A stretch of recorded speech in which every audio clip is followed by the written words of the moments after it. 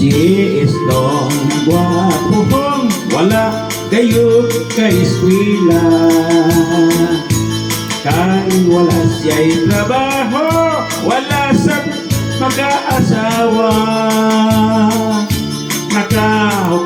Nakahukom, malimpalad na lang siya. Nilarga sa Manila siya nilarga, gamay pupos iyang dala. Sa Manila, iskwati ang Pinoy anan niya. Kay lisod, 1D1 ang iyang sistema. Nientra siya sa trabaho, nga iligal, delikaduha. Nahimo siyang drug poser,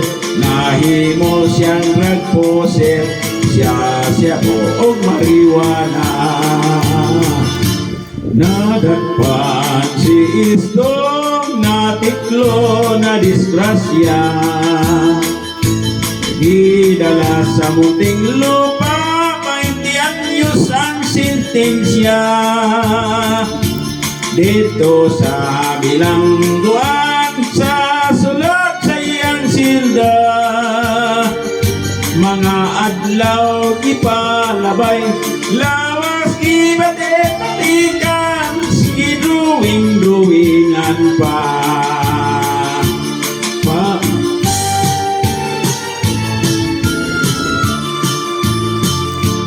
Pag-uli na ni Istong, daw matun ang itsura. Tinighubo sa sinina, lawas daw karatula. May tato nga dakukitin sa buganog sa paa. Sa likod may agila, sa dulgana doon ay krus, may Ginoong nga dupa. Kapait, di ay kung mabilanggo ka.